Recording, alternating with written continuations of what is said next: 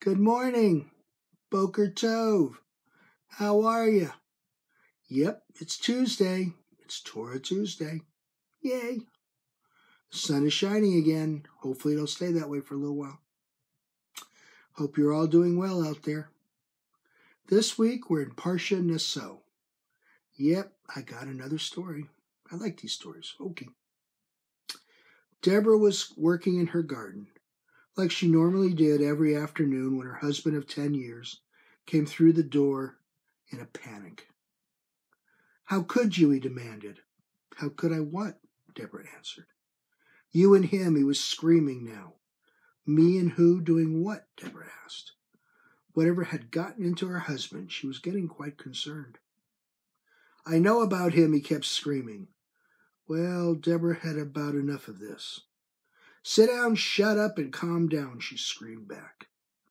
When he finally calmed down, she sat down next to him and asked him what he wanted to talk about. He just glared at her. Okay, so who are we talking about then? She said in a very quiet voice.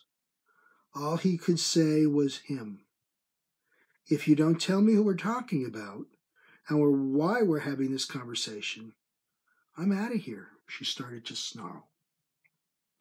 Deborah picked up her cell phone and started to dial 911. She didn't like this odd behavior, not one bit. Her husband asked her not to dial and he would explain himself. She put the phone back in her pocket and she waited. I have pictures, he said. Of what? She asked. Now she was getting very, very puzzled.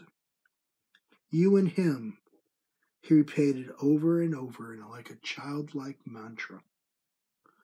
Now very worried about her husband's mental state. Me and who doing what? She asked. All he just could do was whine. How could you? Show me pictures, Deborah demanded. This conversation was starting to make her dizzy. He reached into his coat pocket and he tossed a set of prints at her, like they were infected. She reached down and she picked up each print, and as she started to look at each print, she started to chuckle. And by the time she retrieved all the prints, she was in a full-out belly laugh. She was looking at herself and their mutual friend, Herman, and they were drinking coffee and laughing at the local Starbucks. Soon her laughter stopped, and she stood there and she glared at her husband. Why did you take these pictures of me and Herman at coffee? She finally asked. I didn't take them, he shouted back in a hurt voice. So you have pictures of me and Herman drinking coffee, laughing, and this means? She was barely speaking in a whisper now. Deborah just stood there and stared at him. In their 2 years of courtship, 10 years of marriage, 3 kids later, and he sat there accusing her of infidelity?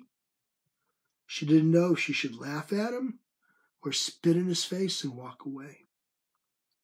How could you say something that's stupid, she managed to say. How could you even think of something that's stupid?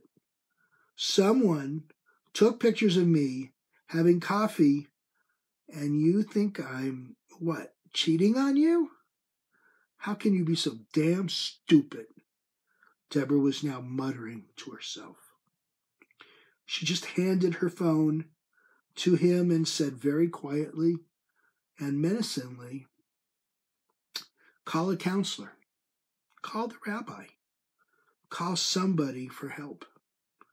Oh, and while you're at it, call a hotel, because until you grow up, you're not staying here tonight.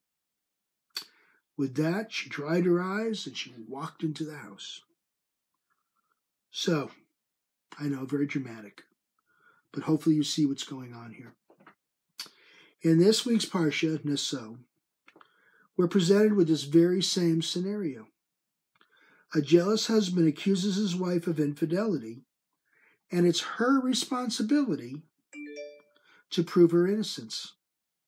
Now we're given a remedy for the husband's jealousy. The wife has to go to the priest, and she is tested, and she proves her fidelity. Now, there's a couple of things. Why does she have to prove her fidelity? Why does she have to go to the priest? And what's going on here, right? Well, if you haven't figured it out, this is obviously written from a chauvinistic viewpoint. She has to defend herself. She has to prove herself. The husband brought the charges, and she has to prove herself. Interesting. So why is this here? Okay, why is this parsha here? What's going on? Well, the family unit, as we know, is the core of everything. It's the core of everything we are. A jealous husband can't be a good husband, and for that matter, he can't even be a good person. There's just too much stress and too much distrust. So, we're given a remedy. Yeah, maybe a chauvinistic remedy, but we are given a remedy. So, what are we supposed to do? Well, open, talk, make sure it doesn't happen to begin with. And if there is such a thing as accusations of infidelity, you don't let it fester. You just bring it up, say it, get it over with. Get it out in the open. Okay? I hope you enjoyed. Well, I don't hope you enjoyed the story. This one was more thought-provoking than, obviously, enjoyment. I hope you learned something. If you have a reaction, comment, email, tweet, whatever. And I will see you next Tuesday for Torah Tuesday. Have a good week.